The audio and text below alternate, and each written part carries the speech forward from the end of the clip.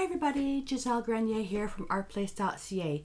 In today's Book of Backgrounds video, I'm going to do some experimenting on camera, in real time, and I have no idea if this is going to work or not, so we'll see what happens, because I'm mixing some mediums together that you typically wouldn't mix together. I'm going to be working on the back of this page, and so I'm going with a bit of an edgy feel on this, industrial, edgy, and I'm going to be creating this page with the prompt already on there.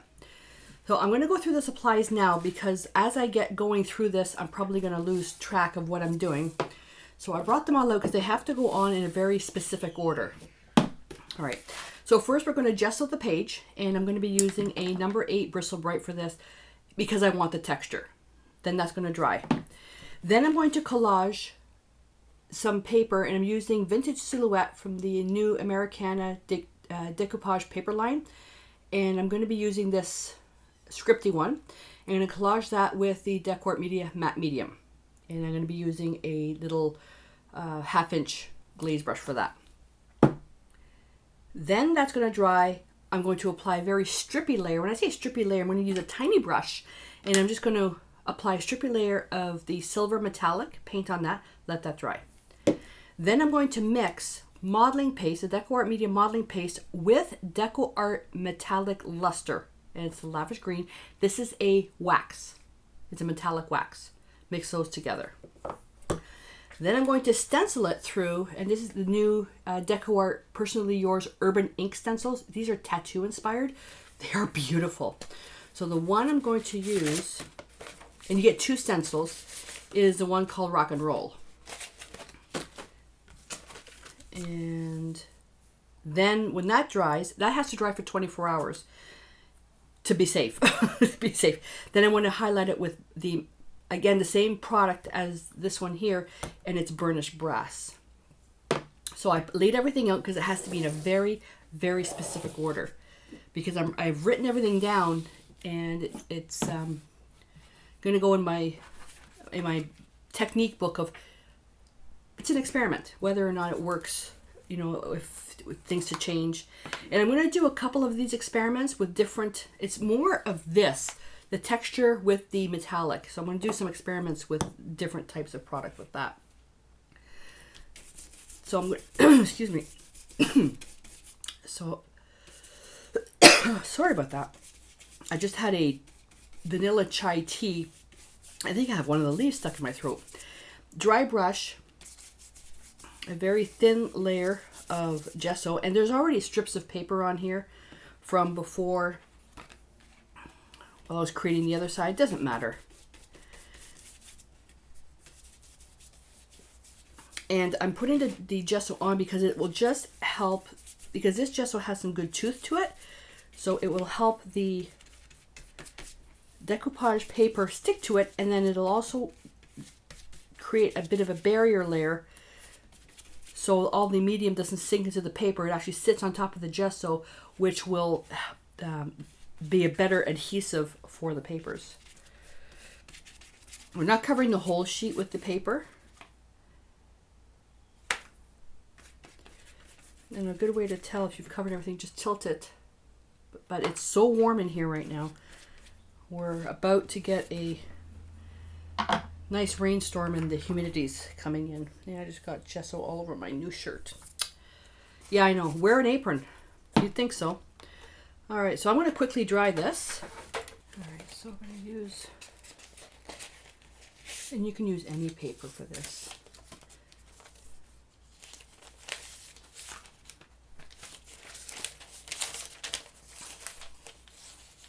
Oh, it's script and text. Oh, that's cool. And it's different types of text. Okay. This is a new package that I opened. So, well, I still like this here. I like that. So if I'm going to be putting the thing here, so I'm thinking, I can even put this sideways. You know, like rock and roll people are kind of rebellious. That one. This one's kind of cool too. So I'm going to cut this one.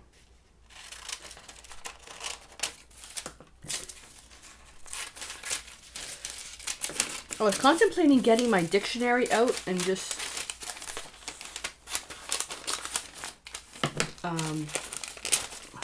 you know, which might not be a bad idea. Let's veer off a little bit.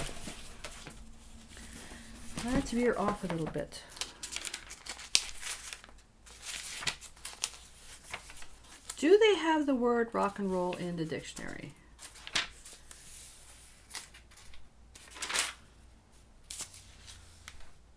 They do. Oh, but it's so tiny. It's so tiny. Oh. It would be cool though. Where is it?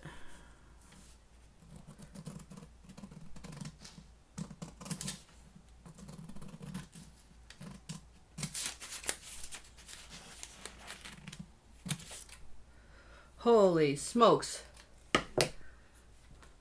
We'll have to see what we can do with that.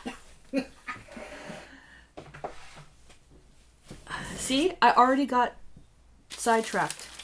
You know what? And it's a good thing when it comes to art, because that just means it's your right brain working. Because usually when I'm doing the videos, everything is logic because I'm working a technique, watching the monitor, and half the time my right brain doesn't get a chance to play.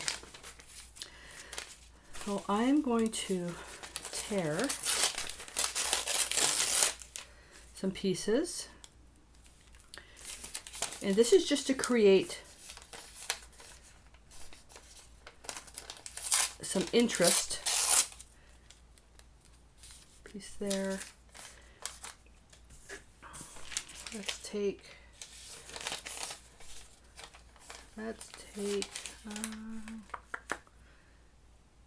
no, I changed my mind. Oh, perfect size.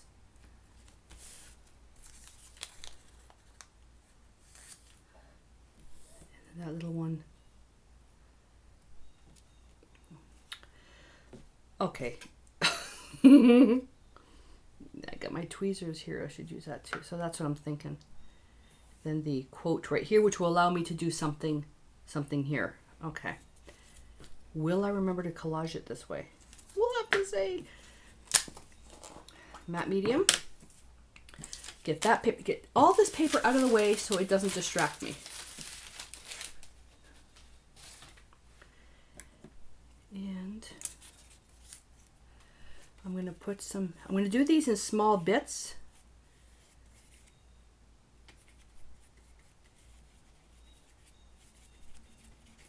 And I'm also going to collage the paper. Put the medium on the paper. It's a little warm in here. So I want to make sure this actually dries properly.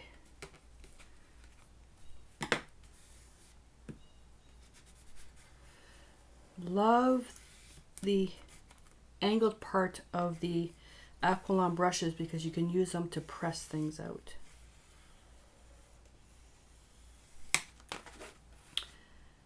And then this one, I don't like that edge. There we go. I want to keep that paper strip there. And I'm applying the gesso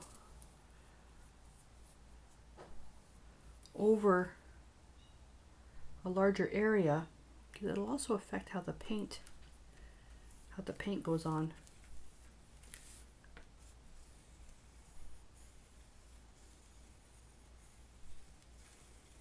There we go. And I'm gonna put this one here. You can use this matte medium as a barrier layer. So whatever, so say if you've painted a layer and you really, really like what you've done, you don't want to ruin it, apply a coat of matte medium, and that way that layer will be protected and you can wipe it back. Oh, I'm hearing somebody coming. Just off the side so I can trim it.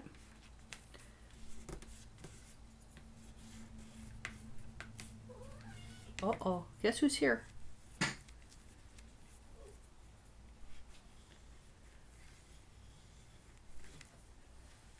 Mommy, you're not supposed to be doing this on the weekend. And this little baby one here.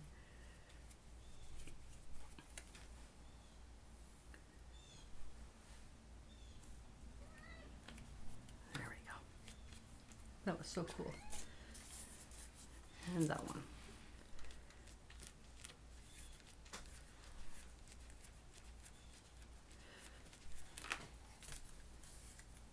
Don't you dare jump on my table.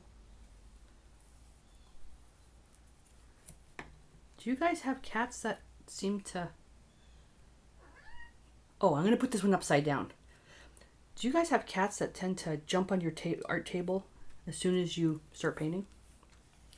Chaos especially does that. And I've done some art journaling where the bookbinding videos. The minute I get the thread out to start binding the book, she's up on my table. And 2 years ago when I was creating a lot of commissions, which is what basically that, the stress from that and a hand injury, I took a year off. The brush, as soon as I got out the brush, it's a specific brush. It's the Sable Tech brushes from Royal Brush. There must be a noise on them, but she would jump on the table. Put that aside. Okay, anytime you use a medium brush, make sure, wipe out the excess and wash it right away because it is a glue, but I've got a little container of water where my brushes just kind of sit. Oh, I don't have enough in there, but I have them where they sit and it's just the bristles in the water. And because they have the acrylic handle, there's nothing to crack. Some people argue that method of soaking your brushes. I've been doing this with my brushes now. These are going on 7 years with this exact brush. It's a 7-year-old. These brushes are 7 years old and they're fine. All right, so this has to dry. I am going to dry this with the heat gun a little bit, but I want to make sure that everything is perfectly dry. Then I'm going to come and I'm going to trim all that, and then the fun starts to happen. I not changed my mind, but I added something in. I totally forgot the layer of color I was putting in here. So this is all dry now, and I'm going to create what I call the strippy background. So we're already going to do that with the silver, but I want to add some color in here, and it's going to be, we're not going to have complete opaque coverage on it. We're going to let the text show through. And I'm using the DecoArt Media Fluid Acrylics, Naphthol Red Light, and Derylid Yellow. Not colors that I'm typically comfortable with working together, but I'm looking to create something like fire. Remember, this book of backgrounds is going to be prompt based, so it's going to have components in here which are going to inspire the idea to create the art in the next phase.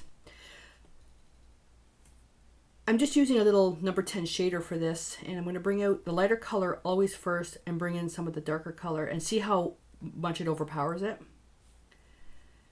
What I'm looking and doing is creating a gradation.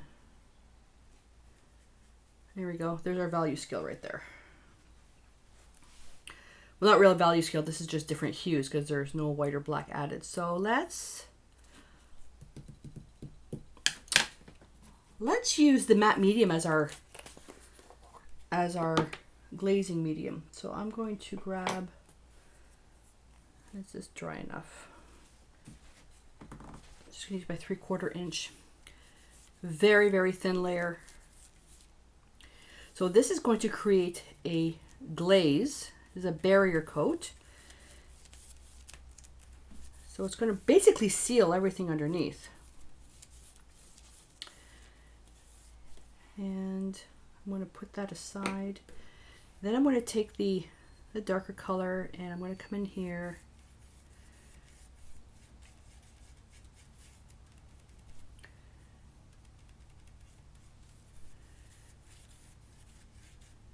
And I'm going to go into the next one.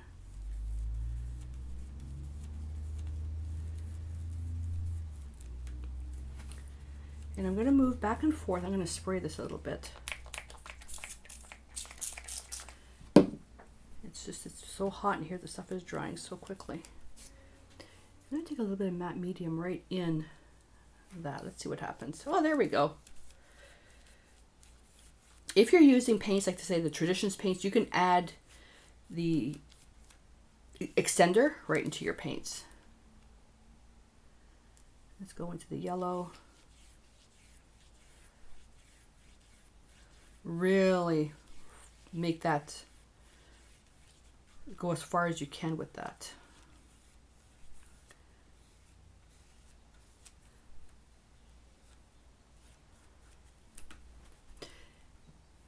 And go into the bright yellow. Go into a little bit of the red. So it's almost like it's going to be fire. I'm going to go right to that 3/4 inch brush here.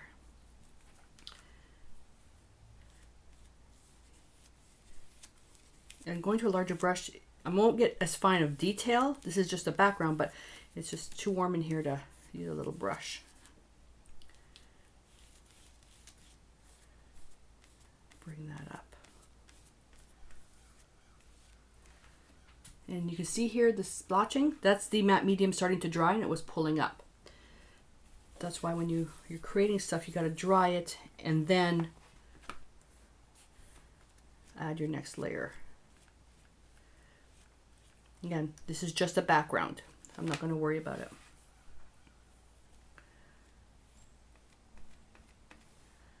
Touch of red.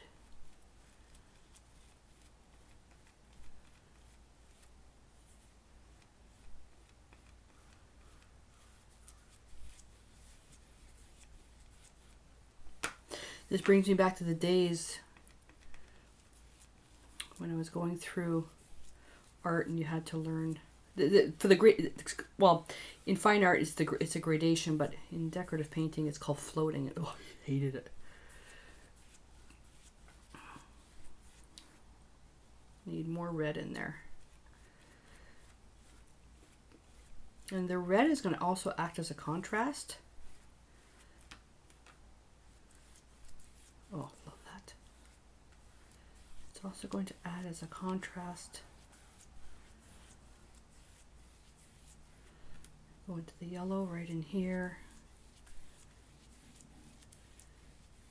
See how I'm doing the different layers? I'll get a blotch of paint there. The different layers, I'm getting the different colors. I'm going to turn this over. I'm going to repeat the same thing again. Let me just quickly dry this, because it's starting to get tacky. There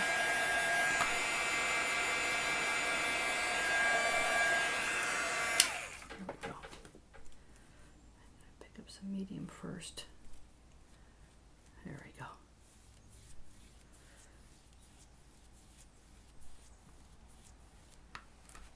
I'm going to rinse that brush and go right into the Derelid yellow.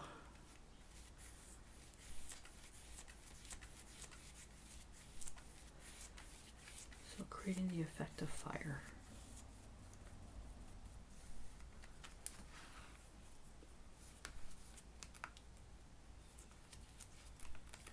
So you can see how translucent it is. Now, if you have time, what would be really cool is you put a color down, a mixed matte medium with the color, a layer of color down, let it dry. Put a layer of matte medium, dry that. Then another layer of matte medium with, if you put like 5 or 6 layers and the matte medium in between, you're going to create layers of translucent colors, and when the light shines through, it looks so amazing. It looks so amazing. And I got, oh, a little bit of white paper showing through, which really doesn't matter. Oh, that's interesting. Using my fingers to, oh, I like that. That's kind of cool. Get my DNA in there. So let's do that. Okay. There we go.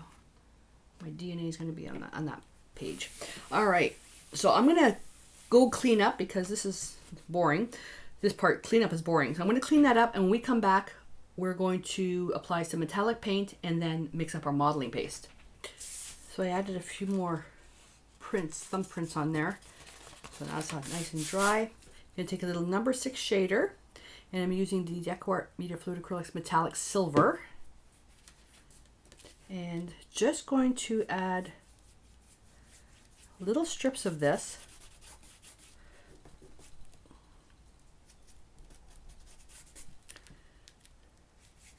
here and there. Remember, background. It's a background. So don't go over fussy with this part. And I'm not going to put any here because I'm going to be putting the stencil there.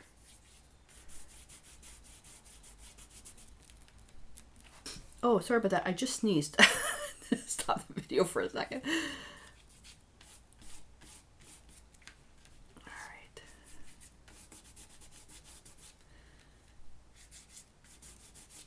And I just thought that I could have used the tissue paper for the music paper. I'm going to create that quite rough. And because the matte medium is also on there, it's going to create a nice layer to wipe some stuff out as well. All we're doing is just creating a little bit of embellishment in here, which you typically would do. You typically would do this in the art process, but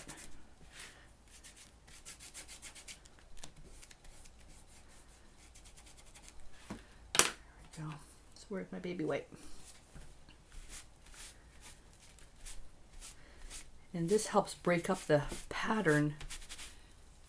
If you have a pattern of going straight across there, so I can just wipe out little bits. You see it's coming off.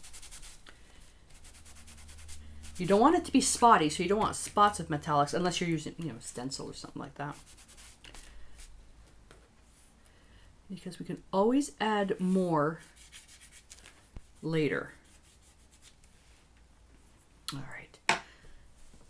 Well, that was a waste of paint. Okay, it's gonna be fun time now.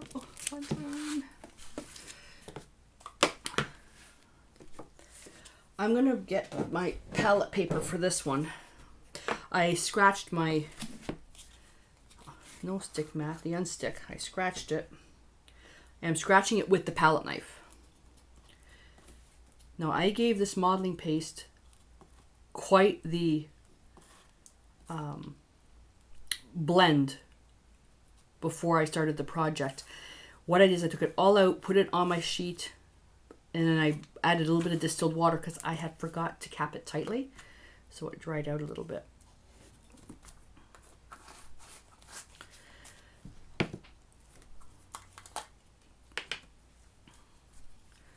right, so what I'm going to do is I'm going to create a small pile here. This smells like Play-Doh. And I'm thinking, this is water soluble as well this is water soluble. Adding the modeling paste will make it more permanent, but I have to make sure that the actual modeling paste will dry. So I'm going to go about, let's say,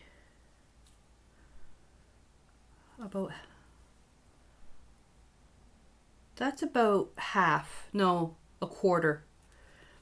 And let's mix that. Let's see what I get. We're gonna be, the stencil layer is going to be thin enough, so it should be fine. Oh, that's perfect. I'll just put this back in the container. That's actually pretty good. Let me get. So we'll see how well. These are what I should be using on the no stick mat. they won't cut it.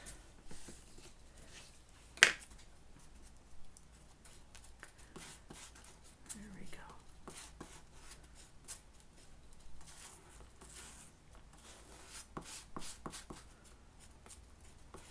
There we are. I am going to be doing an experiment in another video just stenciling the metallic luster to see what happens. Side.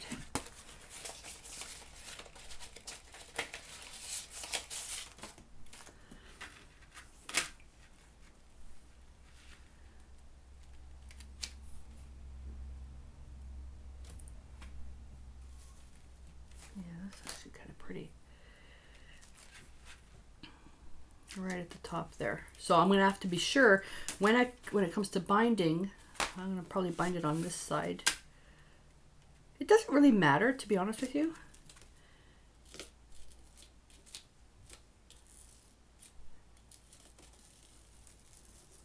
And I'm going to put this on very thinly. You know what? Let me get a small palette knife. These palette knives from Decor, they come with the texture tool, that scraper doohickey thingy. These things here. Oh, that's better. It's a little bit more flexible than the metal one.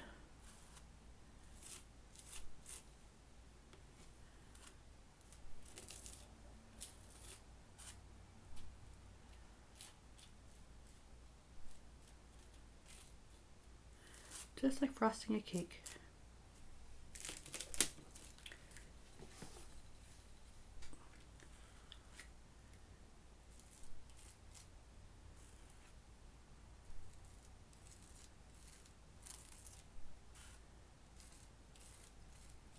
And I'm being mindful on doing this because I have a habit of going too fast when I'm stenciling, which also damages the stencils.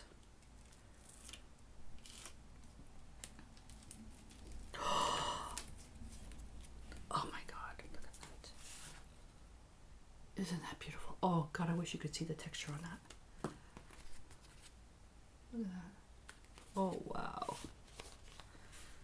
That's really pretty. I want to balance that though. I want to balance that.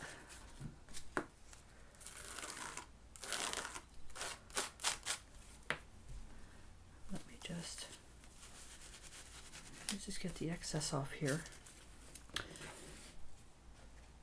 Get a scrap paper towel, upside down. These ones here are a little bit more difficult to clean because of the metallic. But the good thing is that you have a lot more of a drying time with this. It takes a lot longer to dry, so you can clean it easily. Oh my God, look who's here.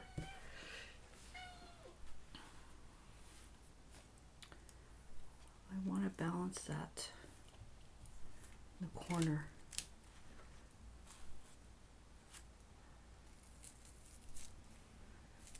I just have to be careful when I bind it. Oh, wow. All right. So that's going to dry now for 24 hours.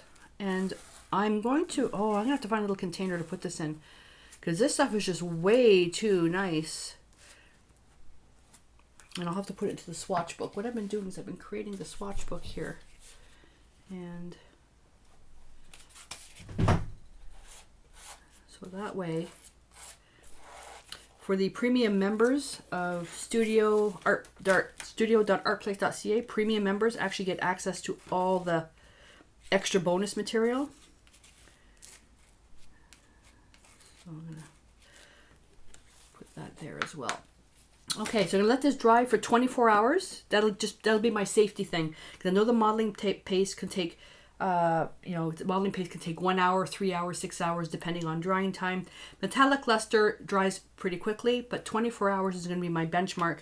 If it's not dry in 24 hours, the experiment failed. So we'll come back and see what happens.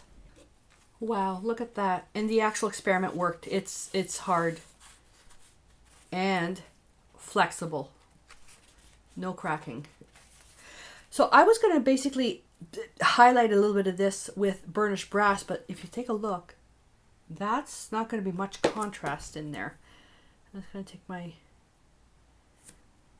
little brush here and no, it barely shows up. So it's not going to be enough. No. So I'm going to put that one away and I'm going to use black shimmer.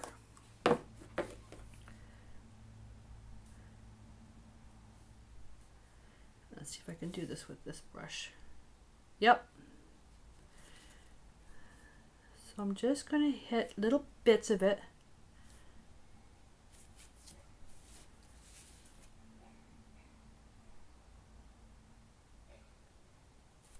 Just little parts. A round brush will probably be a little bit easier for the tiny pieces. And then once that's dry, I can come in with a soft cloth and rub it, and that'll burnish it in. It'll enhance the shine. And I can just do the left side of the letters. Let's make them be a little, pop them off the page a little bit more. You don't have to do that. I love the green. But anytime you use black in anything, not as the whole piece, but you've got, it really makes it a little bit more edgy. There we go. So we just toned it down a little bit. And then when that's dry, I'll come in with a soft cloth, wrap it around my finger, and very carefully just rub back and forth, which will enhance the shine and burnish it. So think of like waxing a car. Wax on, wax off. Every time I use this wax metallic, that's all I can think about. That movie. There we go. And it becomes permanent. Now there's a bit of a divot in here. When I was scraping, the palette knife must have just gone in a little bit. But that's fine. And I can take some of whatever's left over and just come in and just apply some of this to the edge. I'm not covering that text.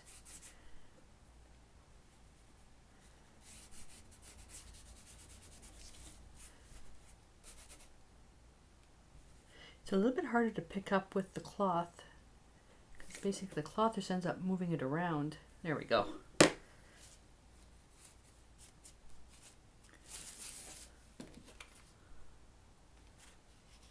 I'm just tilting it because I have a glare.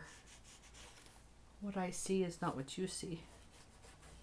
So the thing, if you think that you can wipe this off, if you put too much on, you can't do it with a dry cloth, you have to do it with a wet cloth. Because if you do it with a dry cloth, all you're doing is burnishing. A wet cloth is what removes this. I'm going to put some on the side here.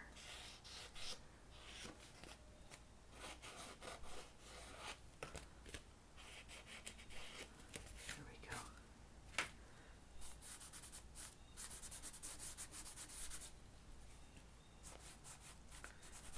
And I'll show you.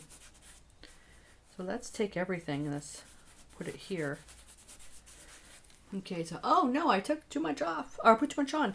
So you can't do it with a dry cloth, because look, even on the unstick mat, all I'm doing is burnishing it. You have to do it with a wet cloth. So I'll take a baby wipe, because they're water soluble. Now watch here.